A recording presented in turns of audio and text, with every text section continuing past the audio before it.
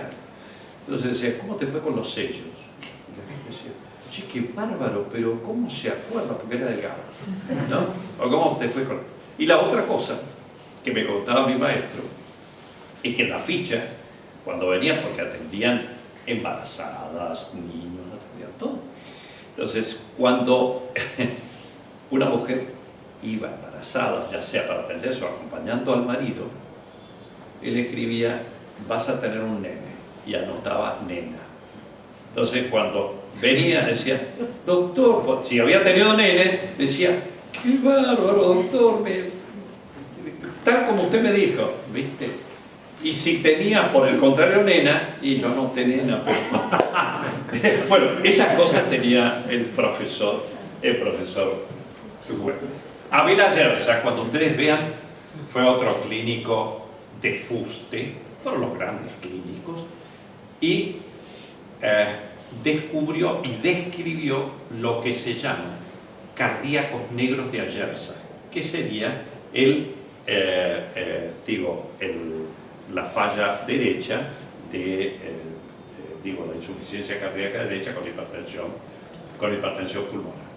Ustedes van a ver que también está Gote allí, que si bien Gote después se fue a trabajar a lo que fue el Rawson y el Instituto Modelo. Pero noviembre de 1914, primera transfusión de sangre en el mundo, benefactor de la humanidad. Segundo profesor titular de la cuarta cátedra.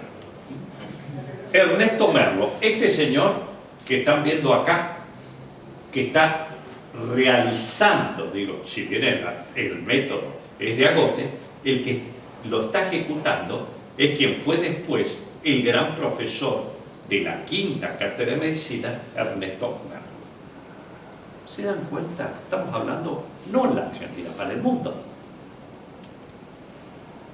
Pabellón de práctica. El clínica se caracterizaba por tener un pabellón donde vivían los mejores promedios. De cuarto, quinto y sexto año vivían allí, los mejores promedios. Fíjense por ejemplo, que hemos ido a remontar, año 1893. Que después fue delgadito y murió a los 31 años, el gran Alejandro Posadas. Esta es la camada de 1903, el gran Pedro Chutro, cirujano excepcional, que Francia en la Primera Guerra Mundial era un muchachito, le pone un hospital de sangre para que él lo dirija, El otro hospital, el Hospital Argentino en París, uno de los que dirige como cirujano fue Finocchiaro, que eran compañeros de camada. Allí tenemos directamente Nerio Rojas, que fue uno de los grandes profesores de medicina legal. Bueno, estos eran todos los chistes que se hacían. Y acá lo vamos a ver a ese señor que es Bernardo Husserl, en el viejo hospital de clínicas. ¿Saben quién es ella? La primera médica fue Grierson, que no está acá.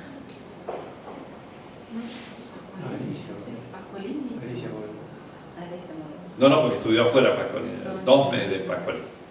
Alicia Moró de Justo, la gran feminista, la gran política y esposa de Juan Bautista Justo.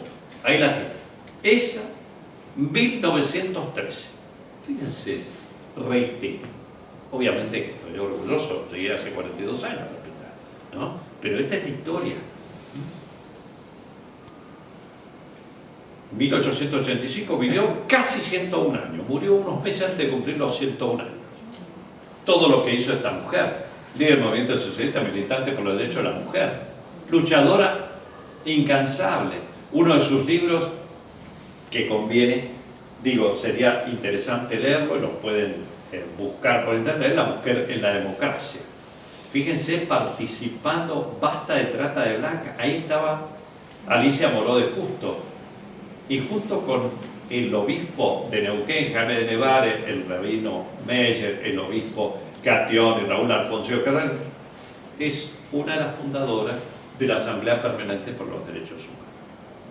Médica del Hospital de Clínicas. Este señor que están viendo allí, Garrahan, hay un hospital. Bueno, él fue médico y profesor acá en nuestro país. Este señor, ustedes los alumnos deben conocer un signo que se llama de Pancoast-Tobías, que es tumor del ápice pulmonar que produce una cervicobraquialgia, porque compromete el plexo braquial. Tobías, también profesor de la 4ª cátedra de medicina. Ese señor es Balado, el primer gran neurocirujano de la Argentina. Ese señor, Dassen, medalla de oro de la camada 1923, el maestro que yo les decía, el maestro de mi maestro, el profesor Burugúa. Y este Puchulu, él fue en la cátedra Escudero el que aplicó por primera vez en el año 1923. ¿Cuándo fue descubierta la insulina? 1921. 2 años más tarde, la Argentina tenía 3 laboratorios que elaboraban insulina, porque era insulina bovina. Nosotros era un país productor, justamente, de ganado, y se probó la insulina argentina. ¿Dónde? En el Hospital de Clínicas. Bien, ese señor es Pedro Cosio. Vamos a ver lo destacado que estuvo junto con Berkonsky realizando el primer cateterismo cardíaco en América, no solamente en Sudamérica, en toda América, y el tercero en el mundo. Año 1932.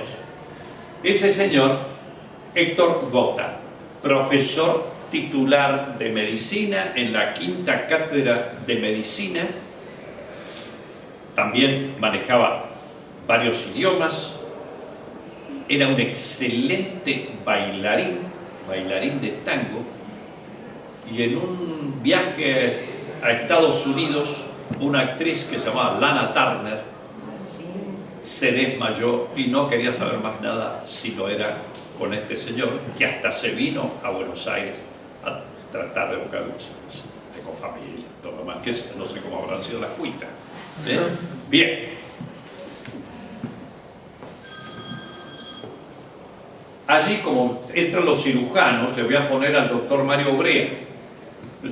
Troy se fue. Bien, fundador también, digo, estuvo desde los comienzos con la residencia de cirugía en la Argentina.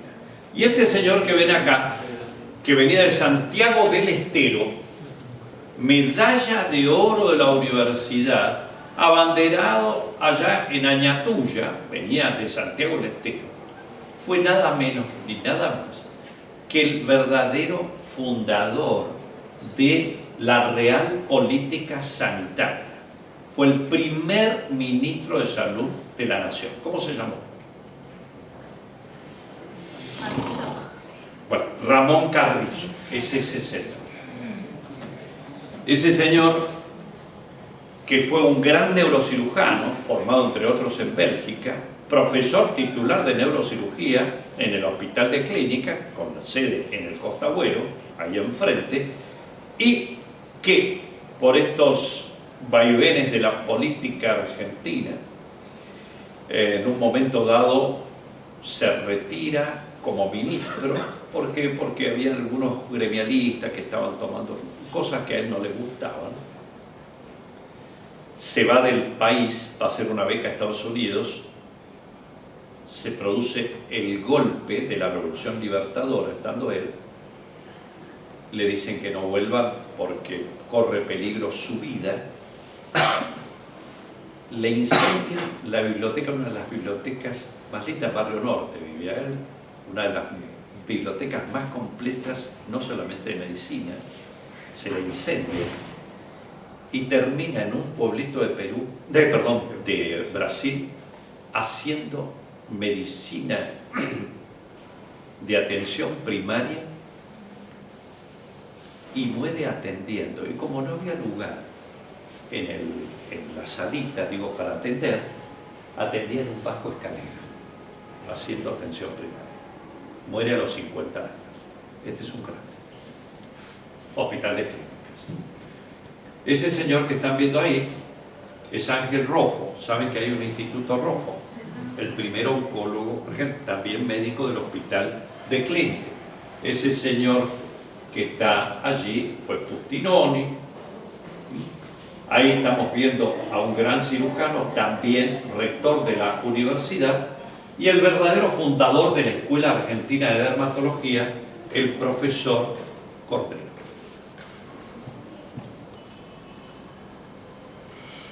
Allí tenemos a Bar, Christensen, etc. Este señor fue el gran neurólogo Insausti, Tomás Insausti. Y allí tenemos este señor, fue Miatelo, el que realizó en la década del 50 la primera biopsia por punción renal. Y allí tenemos al doctor Clemente Morel, que fue un gran cirujano, profesor titular y realmente el fundador de nuestra biblioteca central del Hospital de Clínicas, porque él pasa en 1978 del Hospital Municipal aquí. Bien, allí tenemos al papá del doctor Provenzano, y aquí, llego hasta aquí nada más, digo, llego hasta aquí, ahora voy a profundizar con algunos.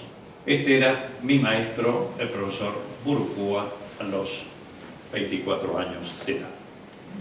Bien, me voy a referir a algunos no tan conocidos como médicos. Yo creo que algunos de ustedes quizás no sabían que Juan B. Justo había sido médico, ¿no? ¿O sí? ¿O todos lo sabían? Levanten la mano los que no sabían, que los saludo. Bien, entonces cada vez que van por esa gran avenida, digan, che, este era médico del Hospital de Clínicas. José Ingenieros, todos sabían que fue médico del Hospital de Clínicas. Alejandro Posada, bueno, seguro, porque Alejandro Posada le hicimos hasta el aula que está abajo, el aula central del Hospital de Clínicas, y voy a referirme a algunas cositas. Pedro Cosio y Seba Perconqui, y el primer cateterismo cateterismo, porque esto lo vamos a hacer en 3 veces a lo largo del año. Juan Bautista Justo. ¿Qué méritos tiene este hombre que vivió entre 1865 y 1928? Entre otras cosas, fue médico rural en Junín de Buenos Aires. Egresó con medalla de oro, que luego eso y un auto los empeñó para poder sacar el primer número del periódico La Vanguardia del Partido Socialista.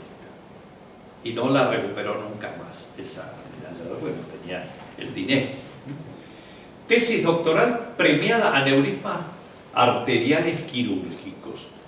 Decía el gran Avelino Gutiérrez que en las exequias, en el año 1928, que nadie, es decir, no conocía otra tesis en el mundo sobre aneurismas arteriales que hubiese, que superara.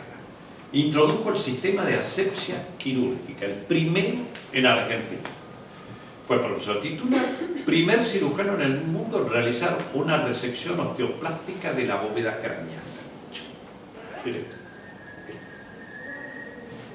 Se perfeccionó en Austria, Suiza, Francia y Alemania.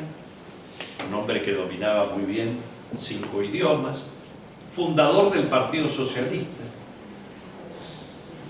Se ganó, se ganó el sustento cuando era estudiante siendo periodista parlamentario. Fundó el periódico La Vanguardia, fundador del Hogar Obrero, diputado nacional, senador nacional, muere siendo senador nacional, y realizó, quizás muchos marxistas ni lo saben, la primera traducción al español del Capital de Marx, que fue dictado en España. Apoyó la reforma del 18 y falleció en 1928. Y yo no sabía que iba a estar aquí directamente la mamá de mi gran colaborador, el doctor Appiani.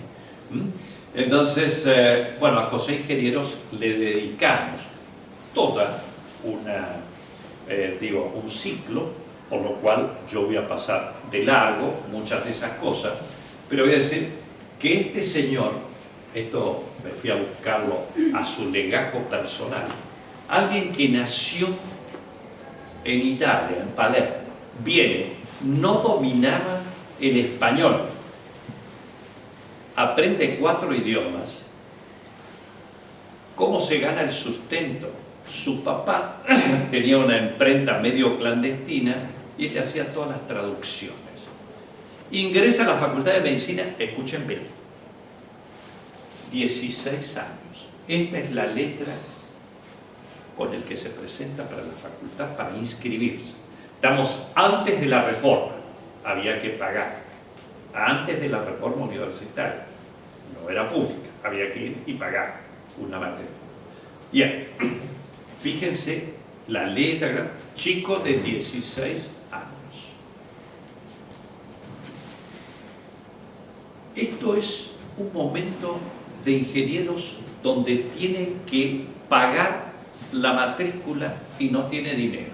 Entonces le escribe una carta al rector de la universidad, que era Basa Bilbaso en ese momento, y le pone: en la seguridad de que el señor rector tendrá en consideración que la miseria no debe ser motivo suficiente para considerar un alumno libre a quien, como el que suscribe, asiste con toda regularidad a las clases, me es grato saludar al señor rector con mi más distinguida consideración.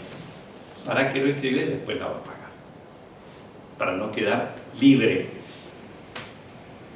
No había reforma universitaria. Esta tesis, simulación de la locura en alienados verdaderos, la facultad en principio algunos se las imprimía. A él no se la imprimen. ¿Por qué? Porque este era un revolucionario y además era ya el secretario del Partido Socialista. Una vez se encuentra con Juan B. Justo, que iba a una manifestación, estaba saliendo de la facultad y dice: pibe, ¿qué haces? Venite conmigo. Cuando empieza Juan B. Justo a ver lo que es este muchacho, dice: che, no tengo secretario. ¿Vos querés ser secretario? Bueno, secretario del Partido Socialista. ¿Cómo tal? No le imprime a la facultad. Y tiene que gastar él, va a la prensa médica, la imprime. ¿Y a quién se la dedica? Al portero de la Facultad de Medicina. Todos se lo dedicaban a los profesores, maestros, no, al portero. Y dice: al abnegado, ¿no es cierto?, y laborioso Maximino García. Se la dedicó a él. Bien. La obra cumbre de él, no la obra cumbre, la obra más conocida es El hombre mediocre, que tiene una historia. Pero entre otras cosas decía ingeniero, el hombre mediocre solo tiene rutinas en el cerebro y perjuicios en el corazón. Son jóvenes quienes no tienen complicidad con el pasado. La juventud escéptica es flor sin perfume. ¿Cómo va a ser escéptico un joven? Los mediocres jamás cosechan rosas por temor a la respiro. No te comprometas. Bien, ahí está con el profesor José Ramos Mejía. José Ramos Mejía podría ser el fundador de la Escuela Psiquiátrica Argentina. Pero fíjense, se jubila alguien o renuncia un médico en el servicio de Ramos Mejía, y entonces Ramos Mejía eleva una terna, año 1900. Este muchacho tenía 23 años, porque en realidad dice, nació en 1877, ahí estaba mal ese cartel, 1878. La terna que propone para reemplazar, porque todo era por terna. Primero José Ingenieros, para reemplazar al jefe de clínica de enfermedades nerviosas y mentales. Muchacho de 23 años. José Ingenieros, Luis Agote. Bien, todos estos libros, el más conocido por ahí es este, ¿no es cierto?, que es El hombre mediocre. ¿A quién se lo dedica el hombre mediocre? ¿Alguien de ustedes sabe? ¿Leyeron algo del hombre mediocre? Bueno, estamos en el año 1911, se presenta el doctor ingeniero para profesor titular de medicina legal. De hecho, fue el primer psiquiatra y psicólogo forense de la Argentina y el primero en Sudamérica. Se presenta, sale primero en el concurso, pero la terna se eleva al Poder Ejecutivo Nacional. Estamos previo a la reforma universitaria. ¿Qué pasa? Llega quien era presidente en ese momento, ¿recuerdan quién era? Roque Sáenz Peña, que murió poco tiempo después. Pero el ministro de Instrucción Pública se llamaba Garro, y este hombre, que tenía una elocuencia tremenda, este hombre, estoy hablando por ingenieros, le había hecho pasar un muy mal momento hablando de educación al ministro de Instrucción Pública. Y entonces el ministro le dijo a Roque Sáenz Peña: a este no lo dejes bajar. Y no salió profesor titular. Cuando los pergaminos que tenía eran como comparar, digo, en altura, el Monte Everest con el Mar Muerto. Era abrumador. Imagínense que hasta Lombroso, el gran criminalista italiano y todo, lo consultaba a él. A los 24 años fue a hablar en un congreso internacional y todos, bueno, realmente deslumbró en Italia. Era tan joven que, como fue con su papá, que era italiano, los periodistas y todo iban a reportar al padre. Dice: no, no, es mi hijo, el gran profesor. Bueno, no salió profesor titular. Se enoja, abandona para siempre la universidad, la facultad de medicina, se va a Suiza, se casa, ya estaba de novio, él se casa, y allí descarga su bronca, y a este señor Roque Sáenz Peña le dedica el libro El hombre mediocre. Pero más interesante todavía, llega al país y está marchando el cortejo fúnebre de Roque Sáenz Peña. Él llega en 1914 nuevamente y le dice a un gran escritor: che, ¿cuántos hay que no han leído mi libro? Porque era un cortejo fúnebre con muchísima gente que iba, ¿no? Así que, bueno, hasta eso tenía él. Cuando hablamos de la reforma universitaria, tenemos que recordar que la reforma universitaria, si bien tuvo epicentro en Córdoba, que estuvimos hablando la semana pasada, con Deodoro Roca, una de las mentes ilustradas, la mayoría de ellos había abrevado en la bibliografía del gran José Ingenieros. ¿Qué decía? El hombre mediocre no tiene ideas propias, sino que piensa y dice lo que otros dicen. No tiene voz, sino eco. El hombre mediocre es una sombra proyectada por la sociedad. El mediocre no inventa nada, no crea nada, no empuja, no rompe, no engendra, pero en cambio custodia celosamente la armazón de automatismos y prejuicios y dogmas acumulados durante siglos, defendiendo ese capital común contra las asechanzas inadaptables, ¿no? Bien, profesor allí de neuroanatomía, adelante. Otro de los que trabajaron acá, Alejandro Rosado. Si ustedes quieren decir el emblema del Hospital de Clínicas, digan Alejandro Rosado. Este hombre que no alcanzó a cumplir los 32 años. ¿Han visto esta escultura? Cuando ingresan por Paraguay. Bueno, Posadas, entre otras cosas, se dedicó a la atención de niños y a la cirugía infantil. Podemos decir con justicia que es el verdadero, digo, realizador y fundador de la cirugía infantil en nuestro país. Corría el año 2002 y yo, bueno, estaba en la dirección del hospital, dije vamos a ir hasta Saladillo, vamos a traer al intendente y todo lo demás, y me llamaba la atención que, habiendo nacido en Saladillo, este hombre no había sido declarado ciudadano ilustre nunca.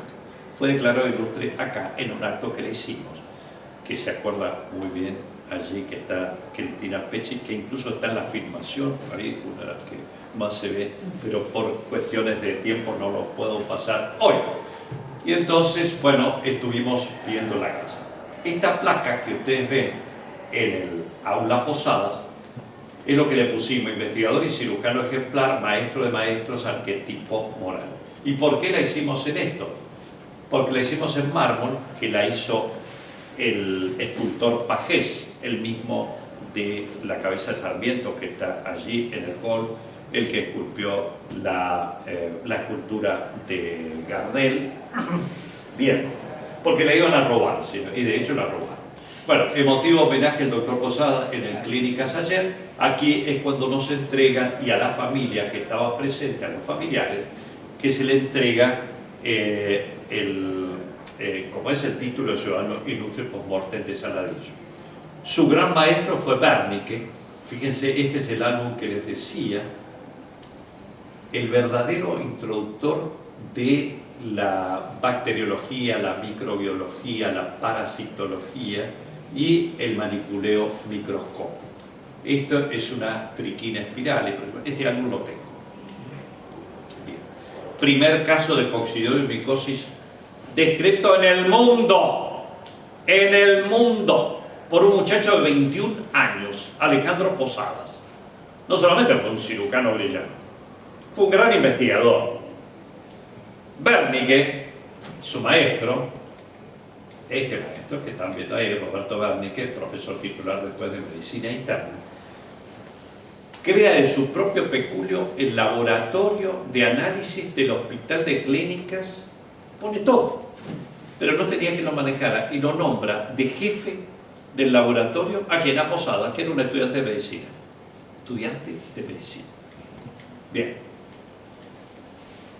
Este es el primer caso de coccidiomicosis, que había sido diagnosticado como si fuese una micosis fungoide, como un cuadro mortal. Este muchacho era San Luis, pero era soldado de caballería en el Chaco.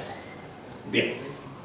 Lo describe Posadas, tiene 21 años, dice, un nuevo caso de micosis fungoide, pero encuentra unos elementos que le llaman la atención. Y entonces, directamente, lo que hace es decir, lo voy a seguir. Lo sigue durante 8 años y descubre la coccidiomicosis. Y fíjense, esta carta que encontré allí tirada, no puedo decir tirada, pero en uno de los subsuelos o depósitos que tiene la biblioteca del hospital, fechada octubre 15 de 1992, miren el reconocimiento que le hace un discípulo a su maestro. Estimado y querido maestro, ¿a quién se lo diga? A Wernicke, Roberto Wernicke. No puedo ofrecerle este trabajo porque todo él le pertenece. Si usted hubiese salido de la escuela de medicina con los conocimientos con que sale la mayoría, usted sabe bien cuáles son. Mi mayor placer sería hacer mucho más, que todo lo contentara y mereciera su aprobación, y demostrar así que sus enseñanzas no han sido infructuosas. Así entiendo el reconocimiento del discípulo, un muchacho de 21 años. Bien, bueno, acá la descripción. En cualquier bibliografía que tomen del mundo va a decir fue descrita por un interno de la Universidad de Buenos Aires, ¿no es cierto? 21 años, Alejandro Posada. Es más, ¿cómo se llama el microorganismo hoy día? ¿Cómo se llama el microorganismo? Coccidioides posadas. Chico de 21 años del Hospital de Clínicas. Mire si tiene el hospital particular. Coccidioides posadas. Y esto, a ver, no aparece la coccidiomicosis, fíjense, 31 de diciembre de 2017. Los Andes de mi provincia. Entonces, Estados Unidos, en alerta por un mal descubierto en Argentina. La fiebre del desierto se produce en clima seco. Fue descubierta en 1892 por el estudiante de medicina de la UBA, Alejandro Posada. El gran maestro Wernicke. Fíjense los profesores. Acá cuando hace el concurso de profesor suplente, sería profesor adjunto de cirugía, donde no era solamente hablar, tenían que realizar las intervenciones quirúrgicas. Gana profesor. Ahora, Posadas se entera del descubrimiento de los hermanos Lumière. En 1895 se descubre el cinematógrafo. ¿Y qué hace Posadas? Dice, qué extraordinario esto para la docencia. Tengo que tener filmaciones de mis operaciones para pasarle a los alumnos. Para ver, fíjense ustedes, 1800